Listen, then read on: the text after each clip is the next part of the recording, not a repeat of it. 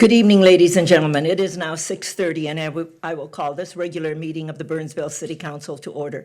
It is our tradition to stand for a moment of silence, followed by the Pledge of Allegiance, and we invite you to join us.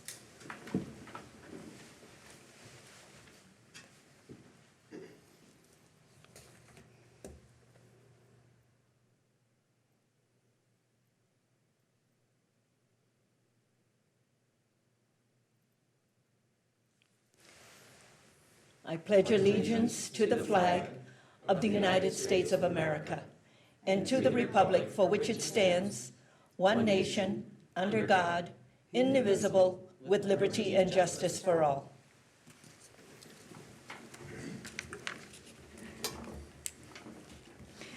We have announcements this evening, and our announcements have to do with all of our upcoming meetings.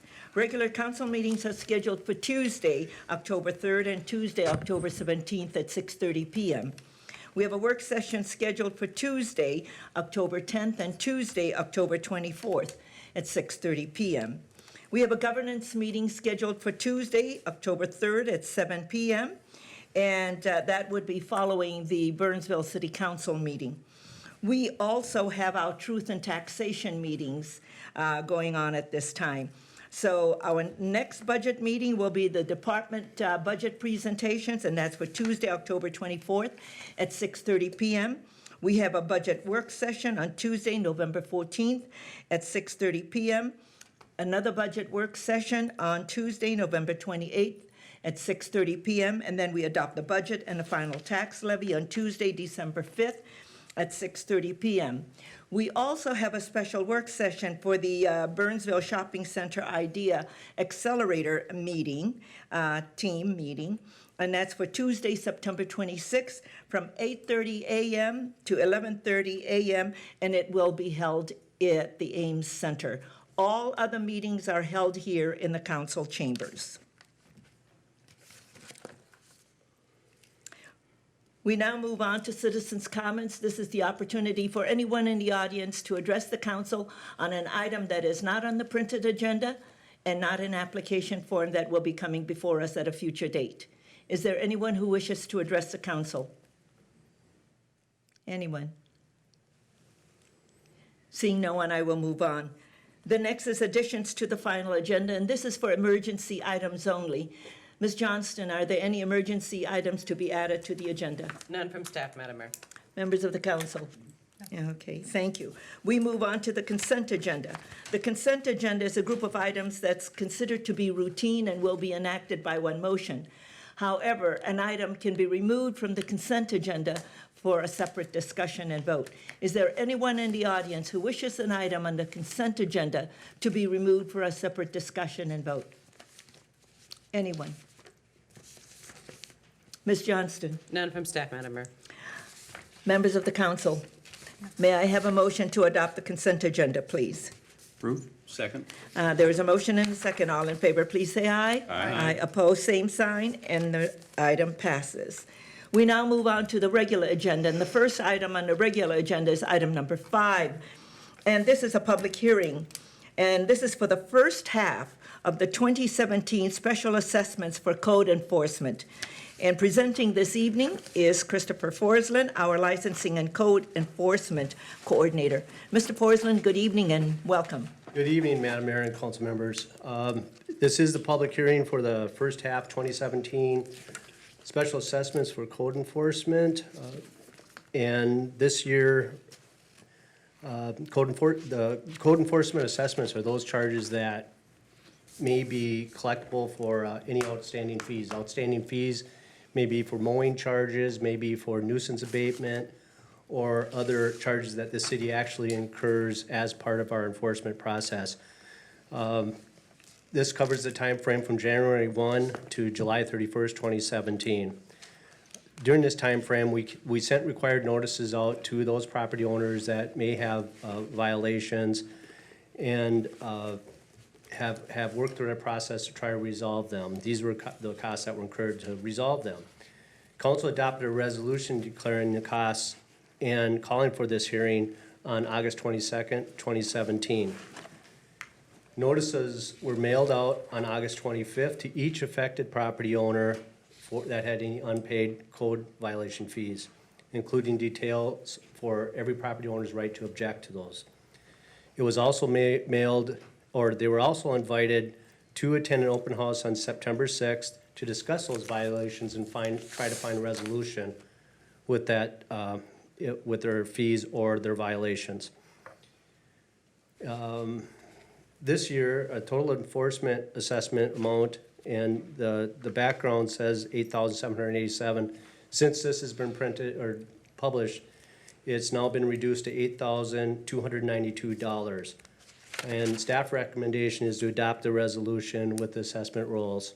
There is one comment that I'd like to make with regards to one property that did not make the list, which we just sorted out just a little bit ago, because we had dropped it already, was 1224 Summit Oaks Drive. The property ID number 02-73-000-02100 for $165. Just, we wanted something on the record that said that they're not on here, Okay, and they're not. okay. So, are there any questions? Any questions for staff? Okay, thank you, Mr. Forsland. This is a public hearing. I will open the public hearing. Is there anyone who wishes to address this issue? Anyone who wishes to speak to this item? Anyone?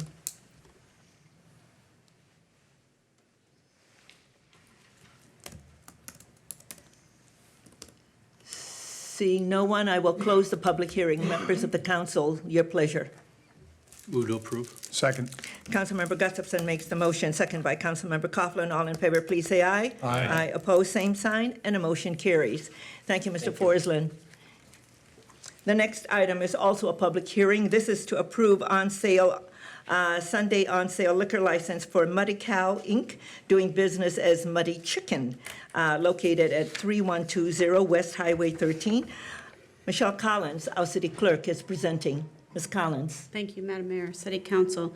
This is, Muddy Chicken has submitted an application for on-sale liquor license, and this is for the former Venue 13 location on Highway 13.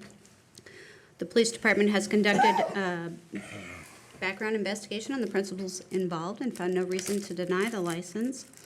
This license would be contingent upon payment of all the fees, approval from the Minnesota Alcohol and Gambling Enforcement Division. The applicant was not sure if they would be able to make it this evening. I got an email just this afternoon saying they weren't sure if they were going to be able to make it. I don't see anybody. No. This is a public hearing. I stand for any questions. Thank you. Any questions for Ms. Collins? Okay, thank you very much. This is a public hearing. I will open the public hearing. Anyone who wishes to speak to this item? Anyone who wishes to speak to this item? Seeing no one, I will close the public hearing. Members of the council, your pleasure. Move to approve. Second. Councilmember Keeley makes the motion, second by Councilmember Coughlin. All in favor, please say aye. Aye. Aye. Opposed, same sign, and the motion carries. The next item is the item number 7, an application of Menard, Inc. and Fairchild Living Trust of 1995 for a PUD amendment for 3100 and 2700 Highway 13 West. Menard, Inc. proposes to purchase land from 3100 Highway 13 West. This is the Fairchild property, to allow Menards to expand the size of an accessory building and modify the outdoor storage area north and west of the main store building located at 2700 Highway 13 West. We're asked to approve the PUD amendment and to adopt the findings of fact. Ms. Garros, our city planner, is presenting. Ms. Garros, good evening and welcome. Thank you, Madam Mayor, council members. This evening, the item before you is something that the Planning Commission reviewed, and they have recommended approval unanimously. However, one of the conditions relates to green space, and the applicant would like to address council on that matter. So that is why we are here before you this evening. Just in general, for council consideration, they're looking to expand this outbuilding, if you will. It's an outdoor storage facility. So they're looking to expand this basically to the south, doubling the size. And they're also looking to expand their exterior storage area to the west. And part of that involves purchasing 10 feet of additional land from the Fairchild site. In addition to that, they are going to be taking existing area within the building that is unheated space and finishing that for heated space, but that part of the application does not require a PUD amendment. The application is complicated through a couple of things. One would be the area in yellow.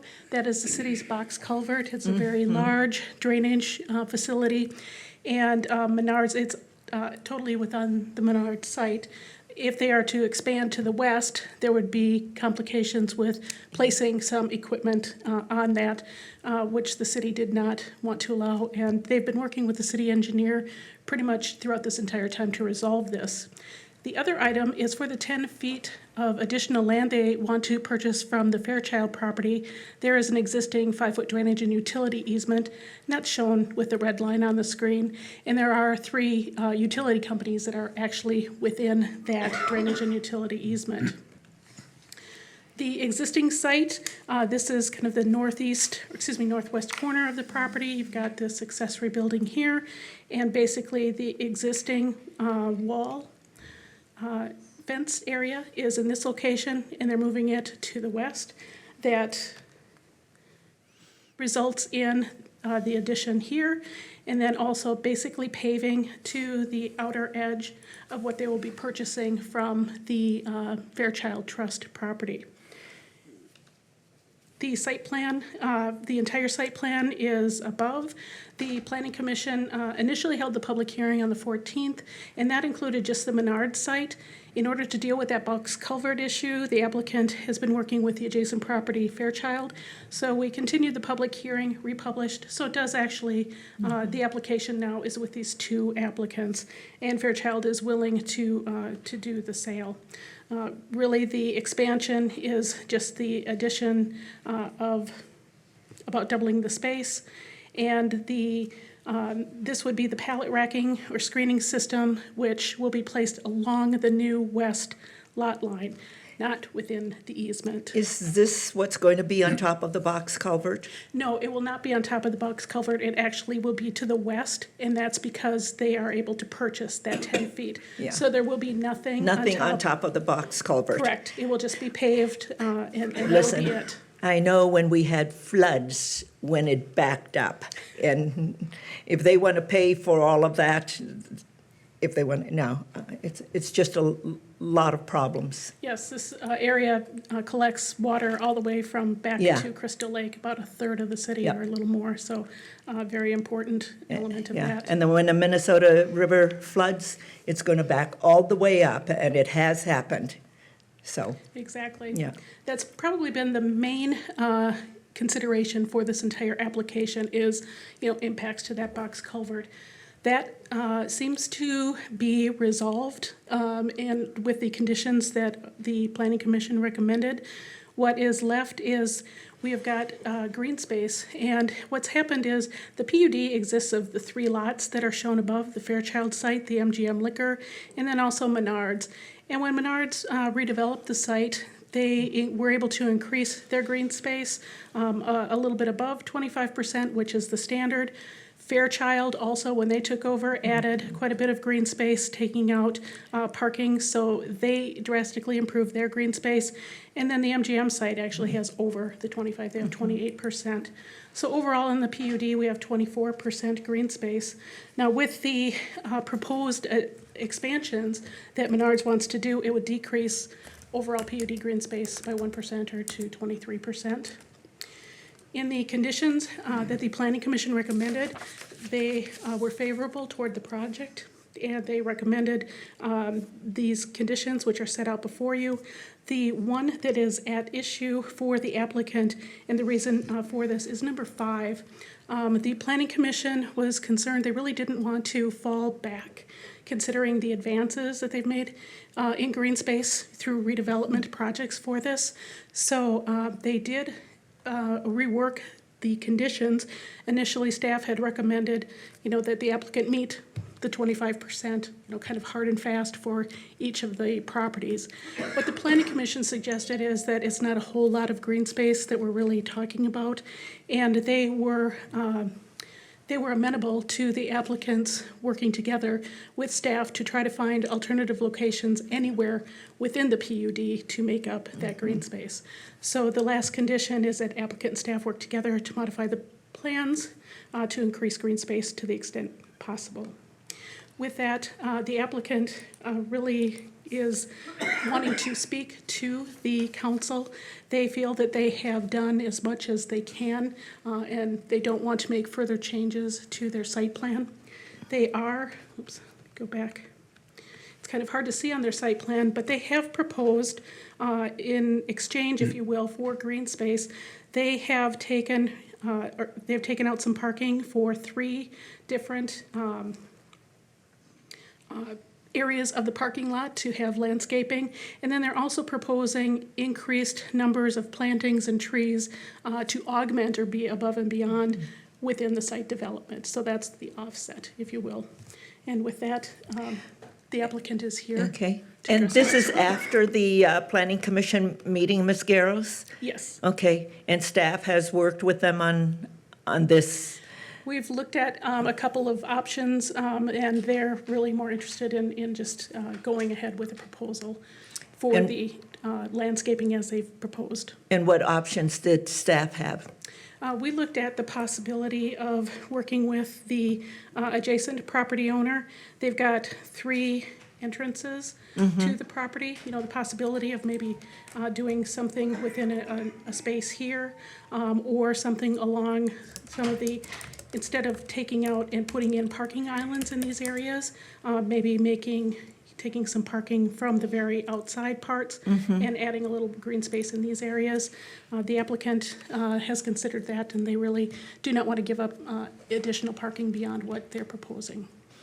Okay, so with MGM, who owns that property? The MGM property is owned by MGM Liquor. Okay, so, and you're proposing to put, to work with MGM to put some green space into that area? Green space on the MGM site already has The 20, 28%. that's- Yep, yeah. so they're already above that.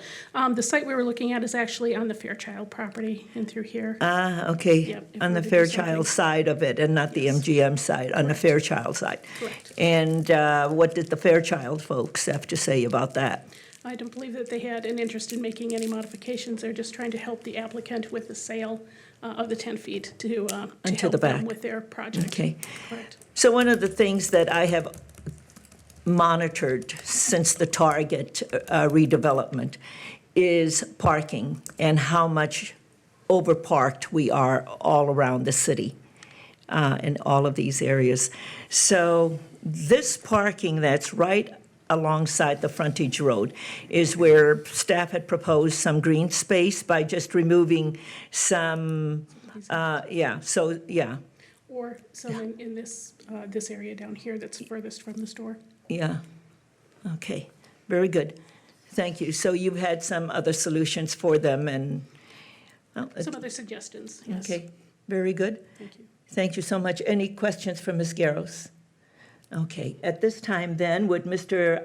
Ronnie Workler please come forward and speak to us? Mr. Wicken is here for Menards. Good evening. Thank My you. name is Rodney Wecken with Menard Incorporated. Say that, your last name again? Wecken? Wecken, Yep. okay, I'm sorry. Oh, no problem.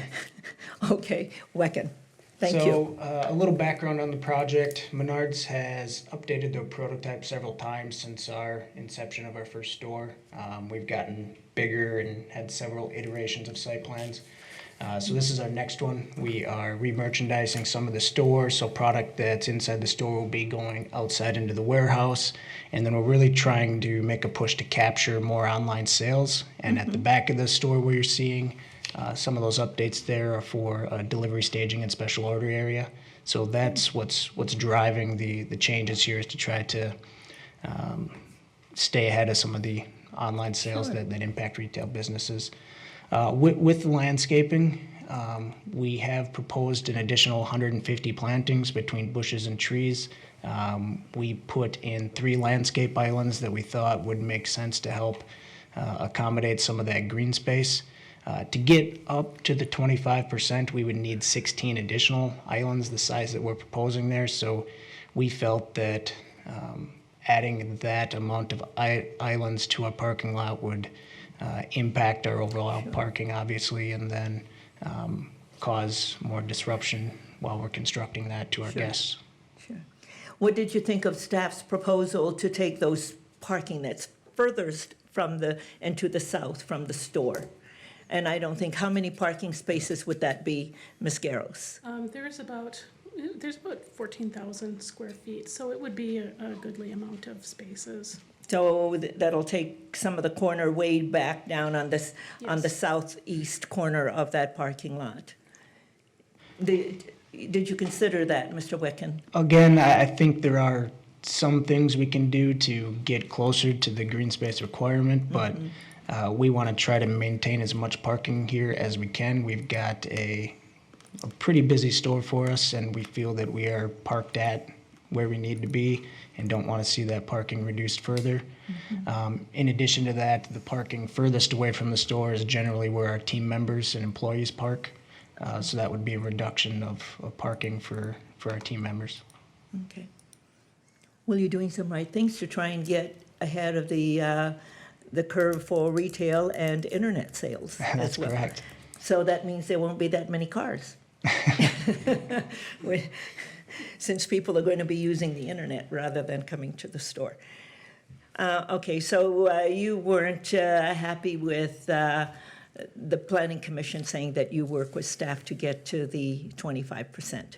Well, in Menard's opinion, we've been working with staff from the very early onset, from our first Okay. concept, which didn't have any additional plantings or landscape islands, to Yeah. where we've gotten today. So in our eyes, we've put together our best site plan on what operationally makes sense and get us as close to that 25% as we can. And then we tried to add additional plantings again to put us in, I guess it would be over the minimum requirement of plantings for the site to help offset that 1% of green space. Okay. Ms. Garros, with what Menards is proposing, where does that get us? We're at the 23%, and it is a That's what I PUD. read. Yes. Yeah. But did that take into consideration what they had proposed? Yes, yes, it does. Okay, so we're going backwards, not forward, with the green space. Yes. Okay, and that's the dilemma before us.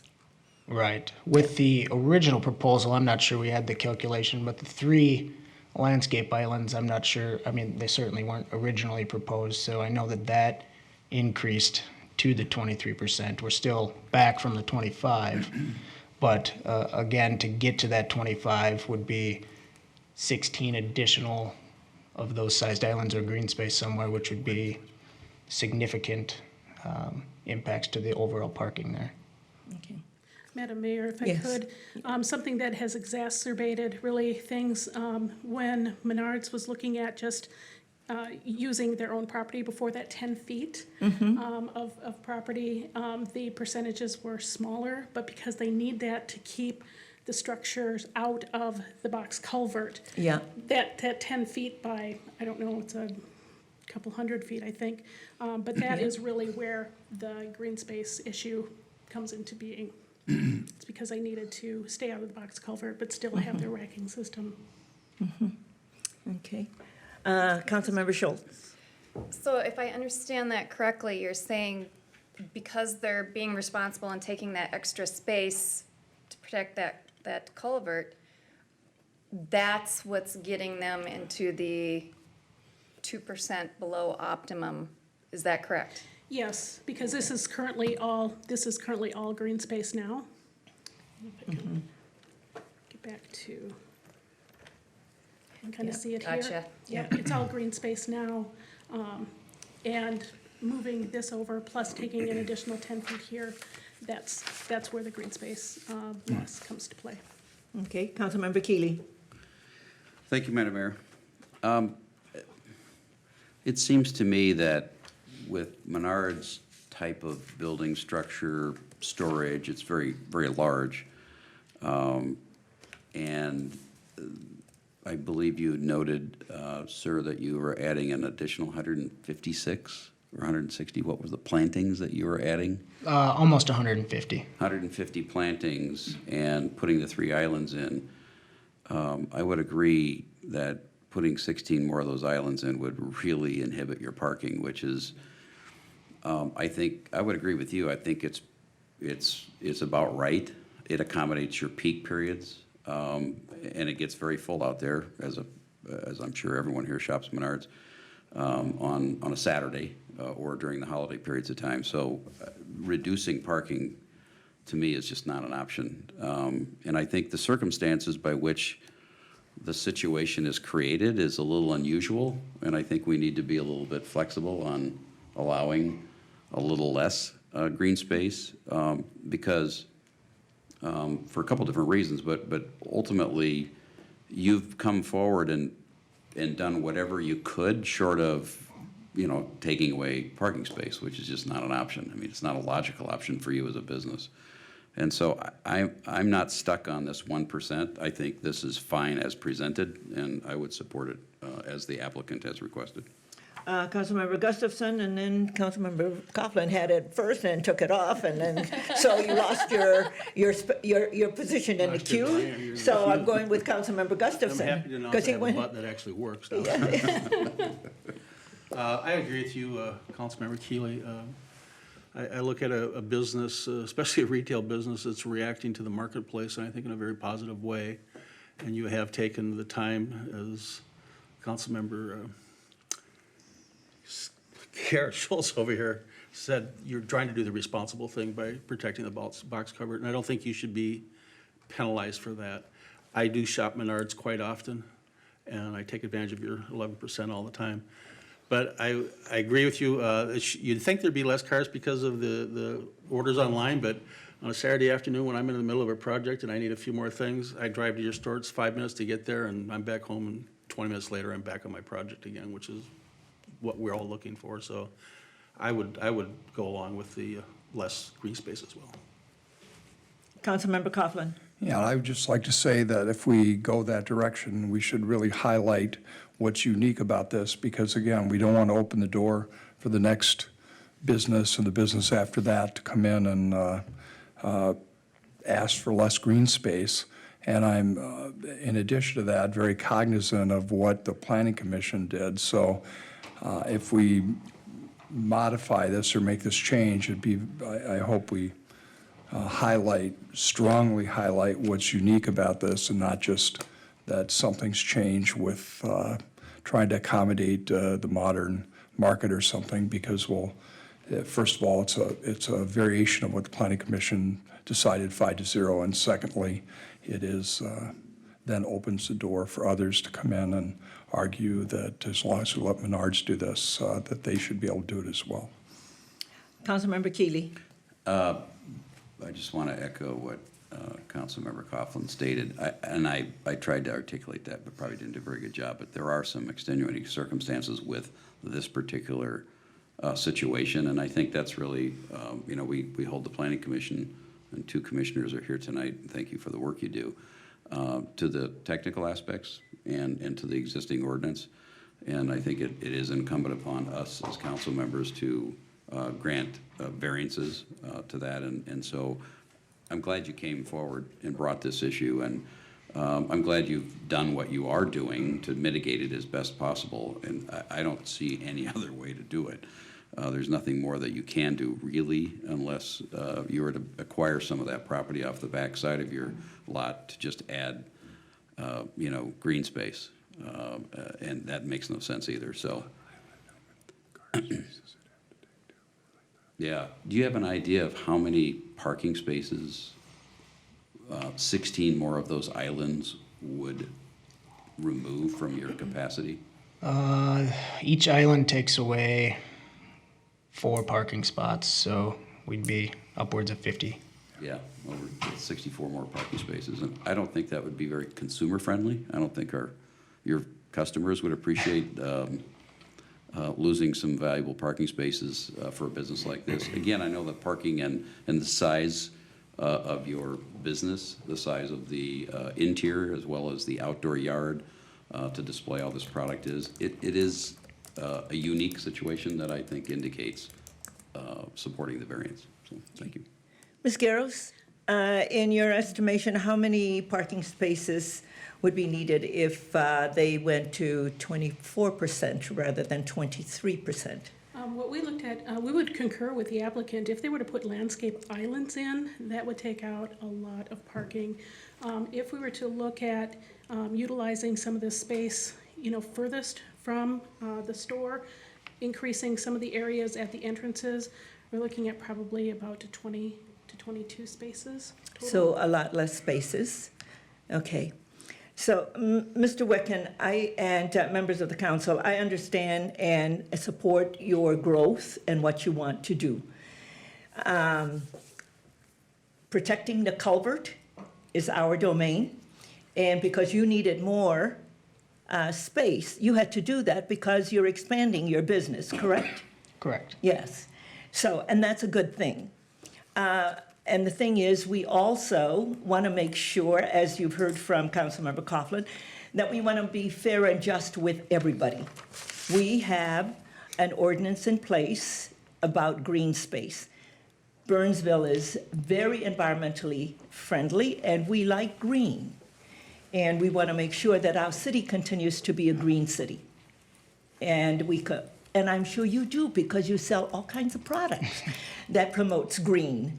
Correct? That is correct. Yes. So, one of the things is we have to work together. So you're saying that the green space that you're proposing gets you to what?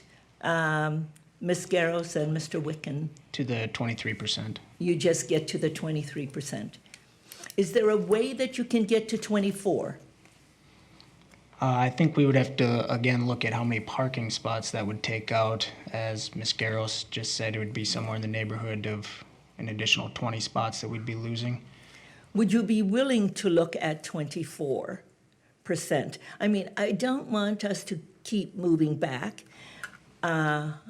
because you were at 25 and have done a nice job of that. And to regress when we hold others to the standard that we have, I just want us to be fair and just. Sure, and I'm trying to work with the city on this. I don't want to have less than 25%. It's just I'm not certain I can live with the amount of, or Menards can live with the amount of parking we would lose adding that additional 1% of parking lost to the lot there. What So can I you mean, do? we can try to Well, if work on you're some not other looking at the alternatives. back end, what can you do, I mean, at the front end, what can you do at the back end? That would be purchasing additional property from the north property owner to acquire green space.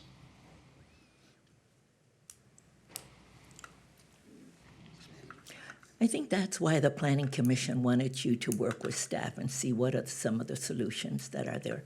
And I'm, like my colleagues, would want to see this happen. So I'm looking at, and hopefully that we could look at 24 and not get to 23. So we're not getting to 25, which is what the Planning Commission wanted you to do, but find that middle ground. So are you willing to find that middle ground someplace? I'm willing to work with staff and try to get to 24%. Okay, thank you so much. That's very nice of you, and we appreciate that. Okay, members of the council, Councilmember Keeley. I just want to make a note that if that is not achievable, I'm willing to vote in favor of the 23% tonight. I appreciate your efforts, and I appreciate your willingness to work with us. I wouldn't give up any more parking spaces if I were you. And so unless you can come up with some other places on your property, which is pretty tight edge to edge, that's great that you're willing to do that, but I think we need to pass it tonight based on the 23%. Okay, Councilmember Gustafson? I agree with that. I don't think we should impose any further hardships on Menards to do this, and he shouldn't give up parking spaces. That place is packed all the time on the weekends. Councilmember Schultz? I echo my colleagues' sentiments on this. Okay, very good. So then, I thank you for your willingness to look at 24%. And so, members of the council, if there aren't any other comments to be made, a motion is in order. Madam Mayor, would that motion need to alter any of the current conditions? Well, it'll only make look sure at that it's- number 5, and then we will have to do something with the findings. And then staff will have to adjust the findings as well. But I would hope that, however, Mr. Jamnik, however we make the motion, if there is a way of doing that where if they can't accomplish the 24% that, I think that's the 23. mayor and council, that's the issue. Yeah. They've indicated a willingness to do 24%. I hear from the council members that that's a goal the council would support as long as it doesn't result in a loss of parking. But what happens if they are unable to Yeah. find that? Is the motion, is the intent of the Yeah. council to approve the site plan as presented? Or would it have to come back for further council action? yeah, that's, I think that's the rub of the yeah, that's nature of about, the because easement. I hear Mr. Wicken wanting to work to 24, and it doesn't have to be taking away your parking spaces. There might be some other places where you could put some more green, but, you know, that's something you can work on. So I have Councilmember Gustafson, I'm willing to vote for the 23% tonight to move this forward. Councilmember Coughlin, Well, I'm sort of in a quandary, because I was ready to vote for the 23% with special findings until the applicant said he would agree to find 24%, and now that really puts me in a quandary. So if we vote on it tonight, because of that reason, I'm going to abstain. okay, well, how should the motion be worded, Mr. Jamnik? It's really at the discretion of the maker of the motion of what the maker wants to present Yeah. for the body. Yeah, and that's the reason is my question to you is to help the maker of the motion, because the motion has not yet been made.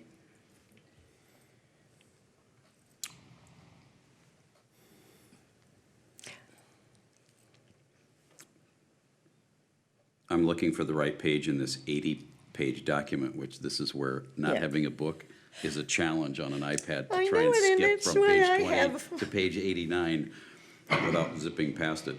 I'm trying to find the current, could you, Heather, what Yeah. page is the Madam current? Madam Mayor, Councilmember Keeley, if you, you can back out of your document and just go right into this one motion, and then that would be or Yeah. this one item, and it will be the first one. Yeah, In fact, I'll- if you, there's a, There we okay. go.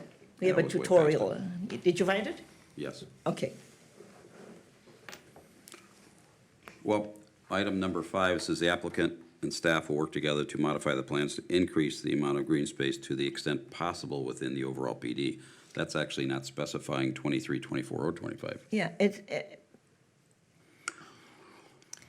that's why I asked Mr. Wicken if he's willing to get to 24, because the background says he's at 23, and the ordinance says that we need to be at 25. And they were at 25. Well, I'll make a motion to approve this PUD amendment? Yes, that's Correct? With one exception, that number 5 is restated as the applicant and staff will work together to maintain the 23% green space as presented by the applicant in the current plans, and any future increases in green space would be upon the applicant's desire to do so. I'll second that. There's a motion and a second. All in favor, please say aye. Aye. Oppose? Same sign? No, because I heard Mr. Wicken say that he would go to 24. And I wanted to make sure that Mr. Wicken, because I know that they want to do good, because they did in the past. Just to And so- clarify, he didn't say he would go to 24, he would Work work towards. Towards 24. And so in good faith and because I want them to continue to expand, but I also want to make sure that there is fair and just in all of the things that we do. So one of the things that we need to make sure, Mr. Jamnick, is to adjust the findings. And so should the findings then come back to us for approval with the additional edits? Mayor and council, I don't think that's necessary. I think the documentation or the record of tonight's meeting is sufficient. Is sufficient? Yeah. Okay, very good. Councilmember Coughlin. Question, Madam Mayor, is there also, do I have the opportunity to abstain in the You vote? did, yes. Are there abstentions? Yes, I abstain. You could have voted no, too, you know. Yeah, not abstain because you're, but one abstention, and does the clerk have the division of the House? I do, Madam Mayor. Thank you very much, and thank you, Mr. Wicken, for coming in. Thank you for your time. Yeah. Members of the council, there are no other items to come before us for the regular meeting of the city council, and a motion to adjourn is in order. Move to adjourn. Second. Councilmember Keeley makes a motion, second by Councilmember Gustafson. All in favor, please say aye. Aye. Aye. Opposed, same sign, and the motion carries. Members of the council and viewing audience, and members of the public in the chambers. I will now convene the Burnsville City Council governance meeting. And before us this evening is the second portion of the meeting for short-term rental. Ms. Garros? Thank you, Madam Mayor, council members. This evening,